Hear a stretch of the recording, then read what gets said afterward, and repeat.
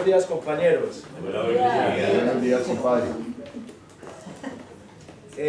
La fuente que tengo para presentarles es novela y tiene fusionado un mito en una parte de la novela como forma experimental.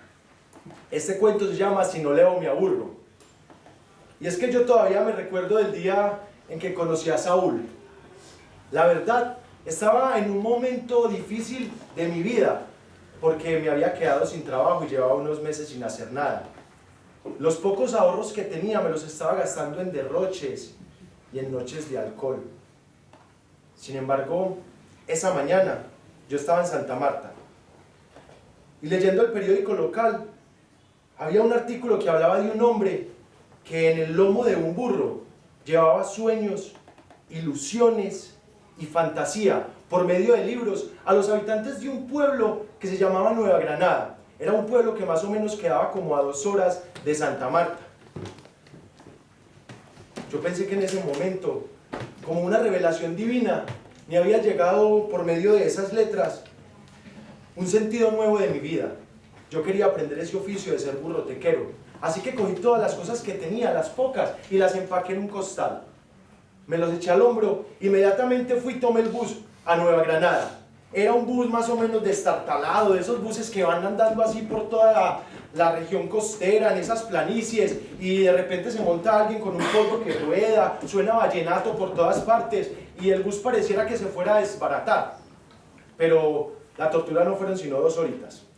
Apenas llegué al pueblo, era un pueblo como de 50 casas más o menos, y 2 calles. Cuando me bajé, empecé a preguntar inmediatamente por Saúl, y efectivamente todo el mundo lo conocía. La señora del lugar donde yo me iba a quedar me dijo: vea muchacho, ¿usted por qué necesita a ese señor? Tenga mucho cuidado, que él es buena persona, pero eso sí no le vaya a dar plata por nada del mundo, porque plata que coge, plata que se bebe. Yo no podía entender cómo un hombre que podía tener esta misión tan loable podía ser un borracho degenerado que se gastaba la plata de las personas. Pero, al final nadie es bueno ni malo. Siempre son vicios y virtudes. La señora me dijo que él podía estar precisamente en el único bar del pueblo, así que yo me fui hasta allá y él estaba ahí. Yo lo reconocí porque estaba en una mesa sentado al lado de un burro. El burro estaba comiendo pasto de un costal viejo y roído que estaba colgando ahí afuera del bar. Los libros estaban tirados en 2 cajones recostados contra la pared. Yo inmediatamente lo vi que en la mesa tenía una botella de guaro a medio acabar. Este hombre ya estaba completamente borracho. Su mirada es medio extraviada, como divagando entre pensamientos, entre ilusiones, o quién sabe en qué pensamientos tan profundos podía tener un hombre así. Yo me le acerqué emocionado y le dije: Saúl, yo leí de usted en un periódico, yo quiero aprender este arte del oficio, este oficio que usted hace, que es el arte de llevar magia e ilusión a través de libros a todas las personas. Y este hombre simplemente con la mirada llevada. Imagínese que usted no existiera o que muriera, y que yo también muriera, y que simplemente esta conversación no hubiera existido. Uno que dice ante semejantes palabras: yo sabía que tenía que tomarme también algo con él. Así que inmediatamente pedí otra botella de guaro, me tomé 2 tragos de una sola tacada y ahí sí, con la garganta bien caliente, la filosofía fluyó de mí. Y empezamos a tener una conversación larga y tendida, que sin darnos cuenta ya había pasado toda la noche. Y empezaban a salir los primeros rayos del sol, que tenían las nubes como entre rosados y naranjados. El sueño me entró y le dije: Saúl, por favor, déjeme ser su ayudante. Vea muchacho, vaya duerma. A la 1 lo recojo, yo le voy a enseñar este oficio, pero eso sí con una condición: me invita a almorzar.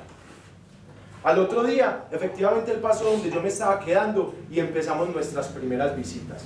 La primera persona a la que llegamos fue donde doña Gloria, una señora más o menos como de 60 años, 65, un poco viatica, pues ya estaba sola, su marido se había muerto hace algún tiempo. El reclamo con el que nos recibió fue impresionante. ¿A usted cómo se le ocurre que 15 días, Saúl, son suficientes para leerse? El coronel no tiene quien le escriba. Eso se lo lee uno en una sentada y usted me deja acá 15 días con esta indignación de un gallo que más bien lo hubieran hecho en la sopa en vez de darle a su mujer, en vez de no dejar a su mujer morir de hambre. Nosotros le explicamos que el gallo era más bien un símbolo de revolución, pero la señora no. Ella pretendía cambiarle el final al libro de García Márquez. Continuamos nuestro camino, llegamos donde Don Chucho, un señor también solitario, pero en una vereda bastante alejada. Él nos dio aguapanelita caliente, nos sentó, hablamos un poco de literatura, de lo último que le habíamos dejado, que Saúl le había dejado, y seguimos nuestro camino. Así pasamos por muchas casas de la vereda. En algunas zonas había conflicto armado, sin embargo Saúl pasaba como Pedro por su casa. Íbamos llegando así a lo más alto de esa colina, en medio de un calor de ese calor costeño, cuando 3 niños con ojos de ilusión y esa cara así como de que no podían creer que nuevamente estaba ahí Saúl, salieron corriendo a recibirlos con los brazos abiertos. Saúl, Saúl, Saúl, no puedes creer, no lo vas a creer, no lo vas a creer. Era que Saúl les había dejado una tarea. Ellos eran los 3 pupilos de Saúl: Samuel, Sofía y Juan. Eran 3 hermanitos, y la tarea que les había encomendado la última vez que los había visitado era que en una caja de cartón le perforaran un hueco y que miraran a través de él y que todo lo que vieran lo dibujaran. Pues claro, los niños venían así con un montón de papeles en la mano a mostrarle dinosaurios, sirenas, ballenas y toda clase de dibujos fantásticos. Le dijeron: Saúl, no lo vas a creer, hemos descubierto que esta caja es mágica, porque siempre que vemos dentro de ella aparecen cosas diferentes. ¿Cierto, Juan? Dile tú, Juan, lo que viste. Sí, Saúl, es increíble. Pero ¿sabes qué? La caja solamente funciona con niños. No sabemos por qué la magia se pierde cuando lo ven los adultos, pues nuestros padres no pueden ver nada y en algunas ocasiones hasta se ríen de nosotros. Saúl les explicó que no es que la caja perdiera la magia con los adultos, sino que eran los adultos los que habían perdido la magia para ver en la caja, porque habían dejado de leer. Saúl, ¿y tú también perdiste esa magia? Ay, Saúl inmediatamente le sonrió, se agachó, tomó esa caja, cerró un ojo y empezó a ver dentro de ella. ¡Wow! ¡Increíble, muchacho! No lo puedo creer. Saúl, ¿qué estás viendo? ¿Qué estás viendo? No lo van a creer. Puso la caja nuevamente en el suelo y les dijo: acabo de ver una ballena gigantesca que salía por la superficie del mar y volvía y caía, y antes de hundirse soltaba un chorro de agua gigantesco que parecía como si estuviera tirando agua por encima de su cabeza con una manguera, y los niños ¡wow! Y en esas me miraron a mí con esa picardía que solamente tienen los niños. Saúl, ¿y será que tu amigo también tiene la magia o ya la perdió? Saúl me vio y yo lo vi. Yo sabía que era mi prueba, que era mi momento para poder ser un burro tequero, para poder acompañarlo y llevar sueños e ilusiones.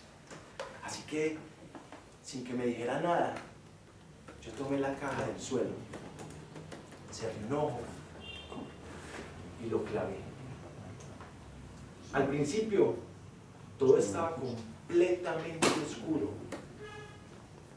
pero de la nada empezaron a aparecer destellitos como si fueran estrellas en el firmamento. Una tras una se fue llenando la caja de estrellas, y de la nada comenzó a salir la figura de un hombre fuerte, un hombre esbelto, un hombre lleno de poder, que en sus 2 puños tenía 2 rayos. Era Zeus, el mismísimo Zeus metido dentro de una caja. Pero no era un Zeus cualquiera, este era un Zeus que estaba como con una cara de enamoramiento. Se le veía que en el estómago le saltaban esas maripositas, pero con rayos y centellas. Y es que era que Zeus se había enamorado de una mortal, de la mortal más hermosa que podía existir sobre la faz de la tierra. Ella era Almena. Zeus, que era un poco deseoso casi siempre y que no se aguantaba las ganas cuando veía algo hermoso de poder abrazarlo y amarlo, se bajó desde el mismo Olimpo y se voló 3 noches para estar con Almena. En la tierra hicieron lo suyo. Zeus regresó, pero acá en la tierra, Almena quedó con un regalito de Zeus. 9 meses después, salió un niño hermosísimo. Era rubio, y a pesar de que solamente era un bebé, ya se le veía su musculatura. Era la viva imagen de Zeus. Y Zeus se dio cuenta de eso y dijo, este muchacho tiene que ser Dios. Se viene conmigo para el Olimpo como sea. Pues un hijo de un dios y una mortal es un semidios únicamente. Y sin embargo, a este niño le pusieron Hércules. Y al ser un semidios, Zeus iba a hacer hasta lo imposible para que se convirtiera en Dios. Así que le dijo a Hermes, que era un alcahueta, un celestino, ese que tiene las alitas acá así en los pies y puede ir de allá para acá. Hermes, haceme un favor, necesito que te vayas de acá mismo del Olimpo. Te vas y le coges ese niño a Almena.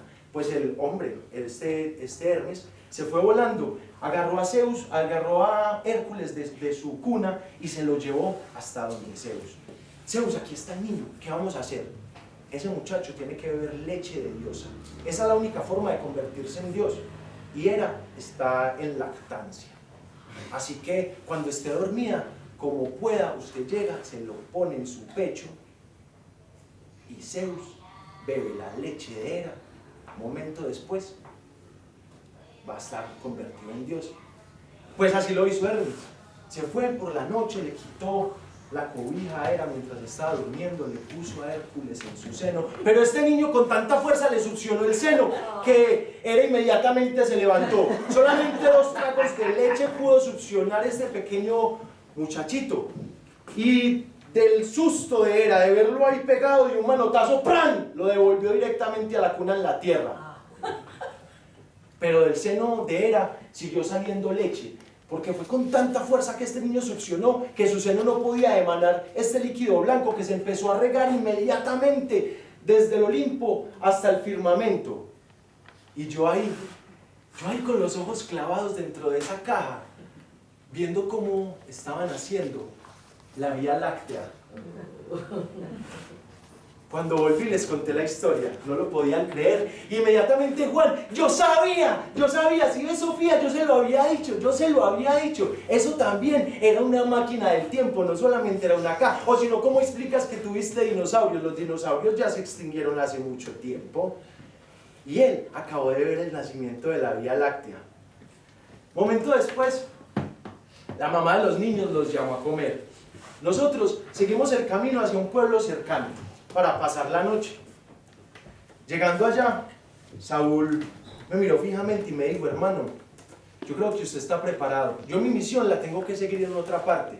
Usted espero que se haya aprendido bien el camino, porque de aquí en adelante usted es el que va a transportar la alegría y la ilusión a todas estas veredas, a todas estas casas y a todos estos niños. Yo tengo que irme para el Chocó. Allá no llega la educación, ni mucho menos los libros. Y esta es la única manera de revolución que tenemos actualmente. Hagamos una cosa, cómpreme el burro y los libros. Y el paisazo. Pues yo con lo poquito que tenía le compré el burro, los libros y así fue. Él se fue para el Chocó y yo seguí yendo donde doña Gloria, donde don Chucho, Juan, Sofía y Samuel. Y donde todas las personas a las que les llevábamos los libros y compartíamos un poco. Pasaron 2 meses y Saúl no me volvió a escribir. Yo supe por la prensa de que en el Chocó el conflicto armado empezaba a estar fuertemente, de que los paramilitares, la guerrilla y el mismo ejército se peleaban entre sí, que los únicos que llevaban del bulto eran sus habitantes. Empecé a sufrir de insomnio al no saber de Saúl.